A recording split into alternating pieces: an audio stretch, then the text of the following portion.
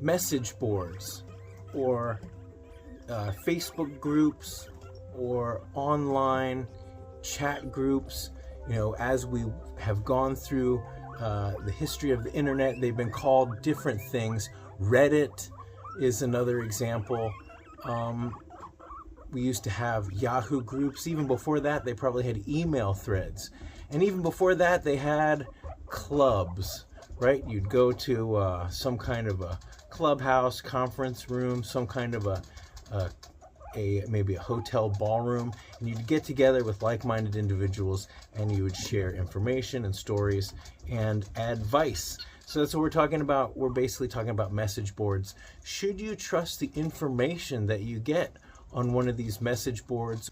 Let me know what groups you pay attention to in the comments, whether it's Reddit. I know there's a guinea pig. I think it's guinea pigs with an S / guinea pigs on Reddit, and I've been on there a number of times.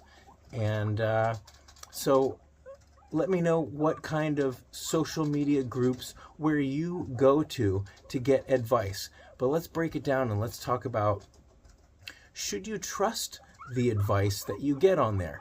Because it seems like, and this is just true of every niche, every subject on the internet, there's a lot of misinformation out there. I hope in our guinea pig community there isn't a lot of purposeful disinformation, but there are a lot of things that we have come to accept about guinea pig care that over the years just turned out to not be true.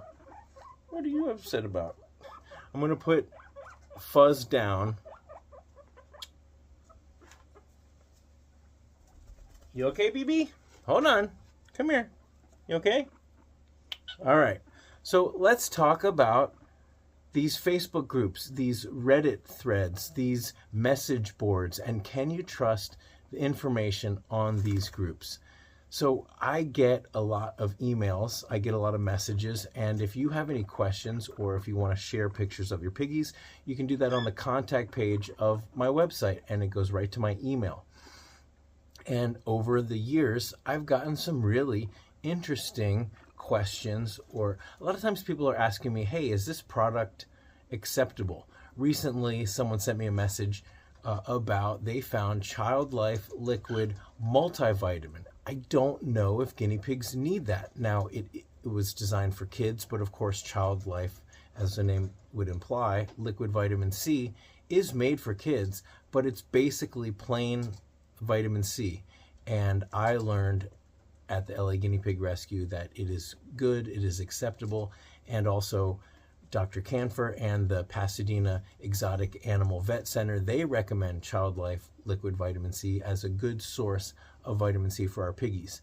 I've learned to find my trusted sources, and I've learned that when you have multiple sources that agree, then you can get a consensus. What do you think about your sources? I want to list some of the sources that I trust, that I recommend, but even so, remember, we are all human beings. We're all not perfect. I know it's a surprise, BB. We're not perfect. We make mistakes, or we heard information that isn't necessarily accurate, and things change.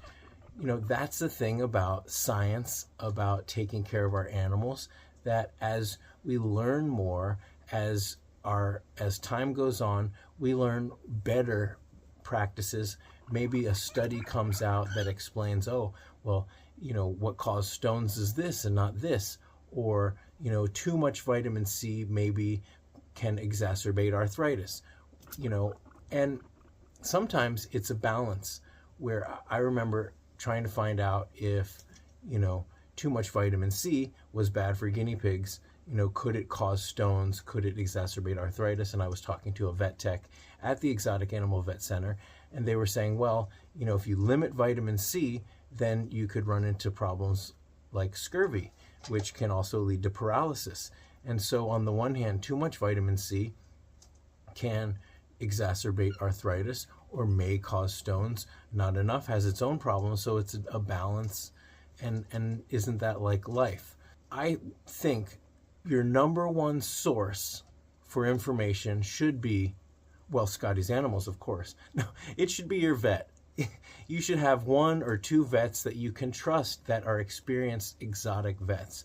But just like all of us, you want a vet that is open-minded, that continues to learn.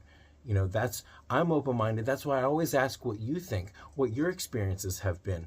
I want to know about the exceptions to the rule just as much as the rule, so that I can expand, my knowledge. And so the advice that I'm giving is based on real world experience from all of us collectively. That's why I think the comment section is so crucial.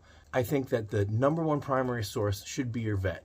Now, of course, I was only half joking. I want Scotty's Animals. I want this channel to be a place where I can share what I've learned volunteering at the LA Guinea Pig Rescue, where volunteering with a number of small animal rescues and working with vets all across California and all around the world. I have a worldwide vet list. Check and see if there's a vet near you. If you haven't touched base with a vet and you have animals, then you really need to touch base with a vet. You need to have 1, 2, maybe even 3 vets that you can trust, because sometimes it takes a couple days to get an appointment.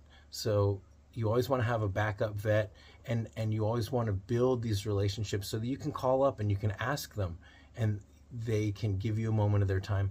You'd be surprised how knowledgeable the vet techs are and how willing they are to give you 10 minutes on the phone, 15 minutes, and explain something. Use your vets as a trusted source. Now, another trusted source when it comes to message boards, I've always liked and thought that the guinealinks.info is a really good source of information. They have just a huge depository of information about guinea pigs, medical and behavioral stuff, and it's very searchable. And you don't even have to go to the website. You can search guinea links and whatever topic it might be, stones or UTI or whatever it might be, osseous metaplasia, and there should be some article about it, even with pictures and case studies. So check that out. Guinealinks.info is a completely invaluable resource, and I think that it should be one of your go-to places. So I think Reddit is a good way to crowdsource points of view, and if you ask a question, you might get 100 answers, and you can cross-reference, okay, well, a lot of people are saying this, and then maybe you ask your vet. So not one of these, but all of these are going to work together. BB, turn around, say hi. Somebody messaged me a couple days ago saying that they were on a Facebook group and that one of the people in the group were recommending B vitamins for guinea pigs. And I think it had to do with anemia, or I think it was their gums were looking pale. And I've never heard of that. Boys, Patches and Grape are being crazy, which reminds me, I want to let you guys know, on Wednesday, it is Grape's 2nd Gotcha Day anniversary. So we're going to have a party. If you haven't hit that bell notification or mark it on your calendar, Wednesday, we're going to have a party for Grape. So, but back to this, Facebook groups. Maybe they're hit or miss. There's a lot of Facebook groups that have different purposes. Some are for rehoming, some are for just sharing cute pictures, and there might be some where you can ask questions. Weakers, and I'm writing it down here, WHEEKERS exclamation point, Weakers. That's the LA Guinea Pig Rescue Facebook group, and we try to do a lot of answering questions, possibly medical questions. I don't think that any one source should be the holy grail or answer to your questions, unless it's your vet. But even so, if something, you got to use your intuition as well as, the advice from trusted sources.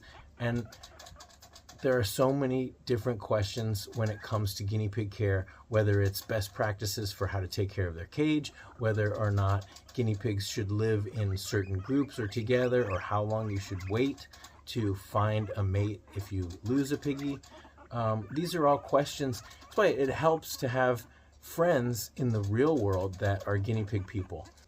Guinea pig rescues. I have a worldwide rescue list. There is nothing better than going to a rescue. Many of them offer health checks, and many of the people like Saskia who run a guinea pig rescue, like Saskia, she does, many health checks every week. She has seen so many different things, many more than even the most experienced exotic vet. So it's not to say your exotic vet has training and they have diagnostic tools that can really help diagnose problems and questions, but your local guinea pig rescue, they are going to be so knowledgeable about so many things. So did we cover it, BB? I was thinking, I should write down a whole bunch of, bullet points, but then I just really wanted to get this kind of off the cuff and kind of work through it here. And so that's my point of view when it comes to trusted sources. I want to be that trusted source. And so because I want to be that trusted source, I've had to look things up. If I make a video about stones or about a respiratory infection or whatever it is, especially if it has to do with part of my free guinea pig care guide, I'm going to do the research. I'm going to, I might know things, I might think I know things, but I'm always going to double check. And when people reach out to me and they ask me, they say, hey, what do you think about, okay, how long should you wait after a guinea pig gets neutered before you can put them back with girls? Okay, gosh, is it 4 weeks? Is it 12 weeks? And so I'll Google it. And I would personally err on the side of caution, go the longer one. But I'll reach out to we've got a group chat of guinea pig volunteers at the LA Guinea Pig Rescue. So I'll reach out to them. I'll be like, how long did you wait? What is the standard response that we always say? And then how long did you wait? So things like that. I think it's important to be humble enough to know, that maybe you don't know it all, or maybe that what you thought you knew, because people ask, how often do I give the ivermectin paste, or how frequently do I give the drops?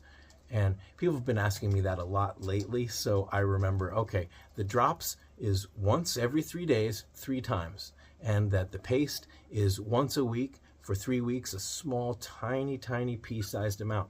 But sometimes I'm like, is the paste every 3 days or is it once a week? Just go look it up, So I want my care guide to be that. I want my videos and the comment section to be a really great resource for you, and I want you to be able to reach out to me. I don't mind answering a question that might take you a little while to find, but rest assured, after 1,000 videos of guinea pig care and all of the different playlists that I have, if you search your question and Scotty's Animals in Google, you're going to find it. You're going to find a video about it, but don't hesitate to reach out to me. I'm going to put my guinea pig care playlist right here. This is just the general guinea pig care. I've got all sorts of specific videos about specific topics like emergency kit, diet, cage setup, things like that, and specific playlists to go with that. But here's a general guinea pig care playlist. Well, I can't wait to see what you guys think in the comments, where your trusted sources are. So let me know. And until next time, that's it, BB. Come on, we got to feed these piggies. Thanks for watching.